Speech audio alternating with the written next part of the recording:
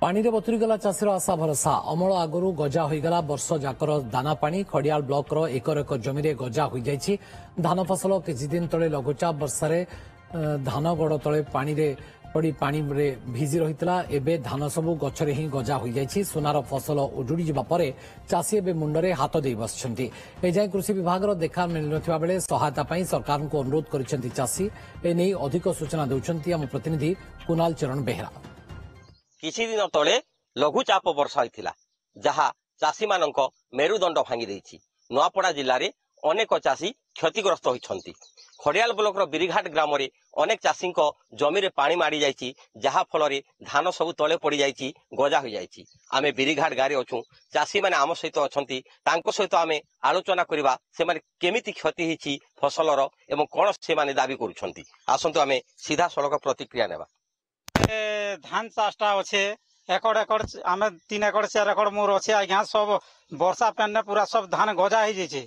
तापर आज्ञा मझिना गोटे थर रोग लगला स्प्रे कर देखनी आज्ञा स्प्रे भी नहीं छाणला रोग भी खींचे आरो पूरा धान एते देख जेन परिस्थिति ने गजा होकर धान ये अवस्था रही जाइए। आज्ञा इतने जदि सरकार आमके किसी सुविधा जदि आज्ञा नहीं करवा बेले आम आरो परिवार के चलामा केंता करी एंता एंता अवस्था आमर घटी आसुचे जे प्रत्येक वर्ष आखा ये परिस्थिति केन झड़ी बात्या होचे केन दिन मरुड़ी होचे केन कृषि ऑफिस विभाग रो कि कोनोसी कंपनी वाला आसी करी एतकी आम सरकार के दाबी करूछु भी आम लगे आसी करी आज्ञा से माने देखाने दर्शने कि एडा केते बेले आसी कर देखले भी किसी सुविधा हमके नहीं मिली पारबार। तो इति हमके जदि सरकार कोनोसी सुविधा जदि नहीं देबा बेले इति ने चाषी आत्महत्या कर मर जैसे आज्ञा हजार हजार लक्ष लक्ष टंका खर्चा कर चाष करूछु और आमर क्षतिपूर्ण हला परे ना सरकार आमर किछि कथा के सुनबार नहीं।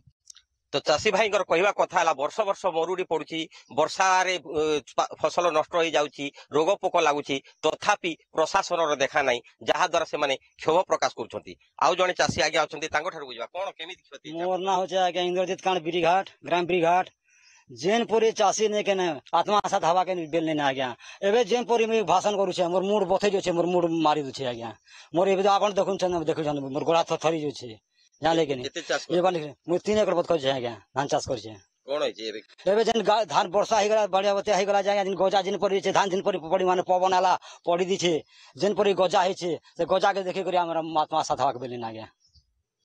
तो चाषी कहबार कथा है वर्षा रे सेमानकर बहुत क्षति होइछि जहा भरना हबार संभव न सरकार सेमानकु निहाती भाव रे सहयोग करबा कथा। आउ जने चाषी महिला अछन्ति तांको ठार बुझबा मा कोन क्षति होइछि चाष रे आज्ञा चाष खेती ही जाय छे आज्ञा सब धान चूल सब गजा ही जाय छे सब नुकसान ही जाय छे किसान लोग केंदा कर जीमु हमर तो चाषी मां सब पिला छा के केंदा और पोसमु ती ही जाय छे आज्ञा केंता कर बाल बच्चा के पोसमु आमे एतकी धान चाष सब बन्या ही गला केंता करी पिला छा किसान लोग नहीं सरकार साजो नहीं हेले पिला छा के पोसमु आमे। तो चाषी भाई एवं मां मानकर कहवा कथा है सरकार जदि सेमानकु सहयोग न करिवे ताले सेने बंची पारिबे नाही तेणु सरकार निहाती भावे क्षतिपूरण प्रदान करबा कथा।